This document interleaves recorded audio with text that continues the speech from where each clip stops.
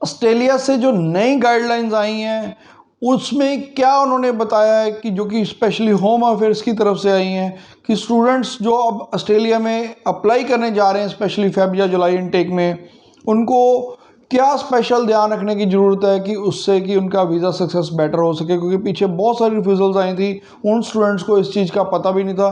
तो आज ही ये चीज़ मेरी नॉलेज में आई है, तो आज ही मैं स्टूडेंट्स से शेयर कर रहा हूँ, जो कि स्टूडेंट्स को बहुत बेनिफिट देगी आने वाले टाइम में। Bells Overseas, the sound of your future. Hello everyone, मैं कपिल भाटिया बेल्स ओवरसीज से। बेल्स ओवरसीज से आप अपना स्टडी वीज़ा प्रोसेस 6292062920 पे कॉल करके स्टार्ट कर सकते हैं। तो ये जो चीज़ आज मैं आपको बताने जा रहा हूँ, ये आपकी स्टडी वीज़ा में बहुत हेल्प करेगी। जब भी आप पता है कि आप ऑस्ट्रेलिया में अप्लाई करते हैं, आपको जेन्युइन टेम्परेरी एंट्रेंट क्लियर करना पड़ता है। वहाँ पर डिफरेंट जो इंस्टीट्यूट्स हैं वो आपको डिफरेंट लेवल से एसओपी लिखने के लिए कहते हैं। तो आज जो मिनिस्ट्री ऑफ होम अफेयर्स जो कि ऑस्ट्रेलिया में सारा असेस करते हैं, उनकी तरफ से ही गाइडलाइंस आई हैं, और ये गाइडलाइन हर एक के पास नहीं पहुंची हैं, ये कुछ एक कंसल्टेंट्स को ही पता है। तो मेरे से आज ये शेयर हुई, तो मैं आपसे भी ये शेयर करने जा रहा हूँ कि आज सबसे पहले उन्होंने ये बोला कि आपकी एसओपी लेंथी नहीं होनी चाहिए। वो स्टूडेंट्स बहुत बड़ी बड़ी 8-8 पेजेस की एसओपी लिख देते हैं। तो उनको मैं बताना चाहता हूँ कि आज जो नई गाइडलाइंस आई उसके मुताबिक उन्होंने कहा कि जो आपकी एसओपी है नॉट मोर देन 350 वर्ड्स, यानी कि आप 300 आइडियली 300 वर्ड्स तक ही लिखिए, 300 वर्ड्स तक अपनी एसओपी को ख़त्म कीजिए। 350 वर्ड्स से ज़्यादा ये एसओपी नहीं होनी चाहिए।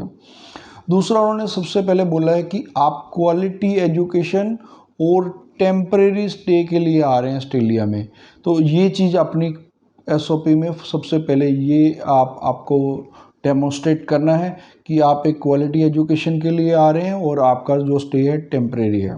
दूसरा, वो कह रहे हैं कि ये ज़रूरी है कि आप हो सकता है कि आप आने वाले टाइम में यहाँ से एजुकेशन लेने के बाद अच्छे स्किल्स ले लें, स्किल्स के बाद आप अपना लॉन्ग स्टे के लिए भी रुक सकते हैं, लेकिन आपकी इंडिया से ही यही इंटेंशन नहीं होनी चाहिए कि मैंने वहाँ जाके पीआर लेनी है।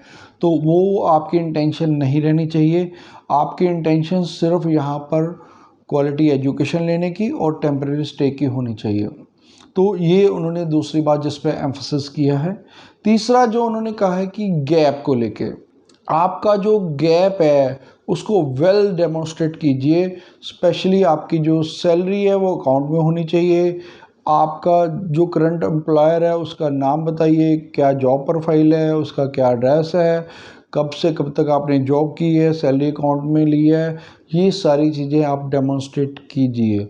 और अगर आपकी जो गैप है कहीं भी 6 मंथ से ज़्यादा है तो आप डेफिनेटली इसको गैप को प्रूफ दीजिए, प्रॉपर उसको डेमोन्स्ट्रेट कीजिए। उसके बाद उन्होंने बोला कि ties to the home country, कि आपके टाइज क्या हैं होम कंट्री के साथ, उसको डेमोन्स्ट्रेट कीजिए। कि आप मान लीजिए जैसे कि मैं एक बिजनेसमैन हूँ, मेरे टाइज क्या हैं कि मेरा यहाँ पर फैमिली है, मेरी बिजनेस हैं और मेरी प्रॉपर्टीज़ हैं, मेरे बच्चे हैं यहाँ पर, ये सारी मान लीजिए मेरी जो मोटिवेशन है कि मेरी होम कंट्रीज़ के साथ टाइज क्या है। नॉर्मली स्टूडेंट्स का क्या होता है, वो यही कहते हैं कि हमारे पेरेंट्स हैं, उनकी हमने आके उनकी टेक केयर करनी है, तो ये खाली टाइज नहीं दिखाते, क्योंकि उन्होंने बोला स्पेशली कि व्हाट मोटिवेट्स यू टू, क्या इंसेंटिव्स हैं आपके कि आप होम कंट्री में वापस आएंगे। तो वो इंसेंटिव्स क्या हैं, वो इंसेंटिव्स है कि आपको क्या मल्टीनेशनल कंपनीज़ में अच्छी जॉब्स हैं। आपको पता है कि इंडिया में जो इकॉनमी है हम 5th लार्जेस्ट बन चुके हैं और आने वाले 3 to 4 ईयर्स में हम 3rd लार्जेस्ट इकॉनमी बनने जा रहे हैं। हम जो बड़ी बड़ी इंटरनेशनल रेटिंग्स हैं, मूडीज़ है, वर्ल्ड बैंक है, इन्होंने प्रेडिक्ट किया कि हमारी जो 2030 तक हमारी जीडीपी 10.5% ग्रो करेगी। तो हम वैसे भी 3rd लार्जेस्ट इकॉनमी बनने वाले हैं। तो बहुत जो एम्पल अपॉर्चुनिटीज़ हैं इंडिया में भी स्टूडेंट्स के पास। तो आप ये कह सकते हैं कि हम बढ़िया इंस्टीट्यूट से एजुकेशन के बाद यहाँ पर आके बहुत बड़ी बड़ी कंपनीज़ में जॉब कर सकते हैं, जिसमें आपको पैकेज भी मिलेगा। इसके अलावा 1-2 पॉइंट्स और भी हैं, वो आप अगर फाइल हमारे से लगाते हैं, हम और भी आपको पॉइंट्स साथ में ऐड ऑन करके ज़रूर बताएंगे कि ये और पॉइंट्स क्या हैं जो मैं हर एक की एसओपी में लिखवाता हूँ। उसके बाद अगर हम बात करते हैं तो जो आती है बात, उन्होंने कहा है कि कोर्स को लेके कि आपको पर्टिकुलरली इस कोर्स से क्या बेनिफिट है। ये कोर्स मतलब 90% कंट्रीज़ में स्टूडेंट्स जहाँ पर कर रहे हैं वहाँ पर वो कोर्स अवेलेबल होता है, तो आप पर्टिकुलरली ऑस्ट्रेलिया से ही क्यों कर रहे हैं। तो what motivates you to study in Australia, वो आपने बताना है कि यही कोर्स आप ऑस्ट्रेलिया से क्यों करने जा रहे हो। तो उसका भी आपको रीज़न्स मेंशन करने हैं कि आप ऑस्ट्रेलिया में क्यों ये वाला कोर्स करने आ रहे हो। क्यों? क्योंकि आपको ये खाली यही एक बात नहीं बतानी कि हाँ जी इंडिया में थ्योरेटिकल है वहाँ पर प्रैक्टिकल है। उसको अच्छे से एनालाइज कीजिए कि यहाँ पर टॉप रैंकिंग यूनिवर्सिटीज़ हैं, क्योंकि आप उनका QS वर्ल्ड रैंक बताइए कि इंडिया में कोई भी ऐसा वर्ल्ड रैंक में है ही नहीं इंस्टीट्यूट। उसके बाद आप और उसके फैक्टर्स ऐड ऑन कर सकते हैं जितने आप चाहें, क्योंकि इसको अच्छी तरह से डेमोस्ट्रेट कीजिएगा। उसके बाद जो पॉइंट्स आता है, उन्होंने कहा है कि आपका जो सिचुएशन है होम कंट्री की वो कैसी है।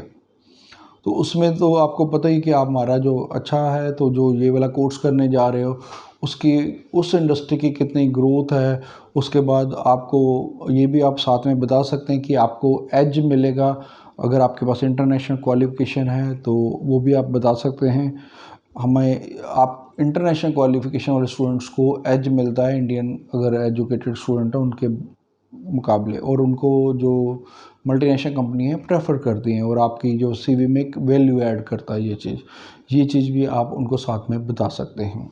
उसके बाद अगर हम बात करें तो वो कह रहे हैं कि आप पोटेंशियल बताइए कि आप अगर ये एजुकेशन ले रहे हैं उसका क्या पोटेंशियल है, यानी कि आपकी रिटर्न ऑन इन्वेस्टमेंट क्या है, कि आप अगर इतना पैसा खर्च के ऑस्ट्रेलिया में एजुकेशन ले रहे हैं उसकी रिटर्न ऑन इन्वेस्टमेंट क्या है, कि वो भी आपको डेमोस्ट्रेट करना है कि आपकी मल्टीनेशनल कंपनी में अगर जॉब लगती है इतनी सैलरी पैकेज होगा, उसकी आपकी 4-5 साल में सारी रिटर्न आ जाएगी। उसके बाद आप अपनी पूरी लाइफ एंजॉय करोगे, अच्छा एक पैकेज लोगे, अच्छा स्केल पे रहोगे, आपकी जो रिस्पेक्ट होगी वो अलग से होगी। दूसरा है आपको अपनी ट्रैवल हिस्ट्री भी डेमोस्ट्रेट करनी है कि आपने कौन कौन सी कंट्री में ट्रैवल किया हुआ है, या आपकी अगर किसी कंट्री में आपने अप्लाई किया था जहाँ से वीज़ा रिफ्यूज़ल आई हुई है, ये सारी चीज़ें आपने मेंशन करनी है। तो हमारा जो सोल पर्पस रहता है वो यही रहता है कि हम आपको जो भी लेटेस्ट अपडेट्स आ रही हैं ऑस्ट्रेलिया से वो आप तक जरूर पहुंचाई जाए, या किसी भी कंट्री के स्टडी वीज़ा को लेके अगर कुछ चेंजेस आती हैं तो सबसे पहले आप तक पहुंचाई जाएँ। तो इसीलिए अगर आप फिर भी आपकी कोई भी क्वेरी आप हमें 6292062920 पे कॉल कर सकते हैं, या आप हमें नीचे कमेंट कर सकते हैं, हम हर कमेंट का आपको रिप्लाई देंगे। Thanks for watching.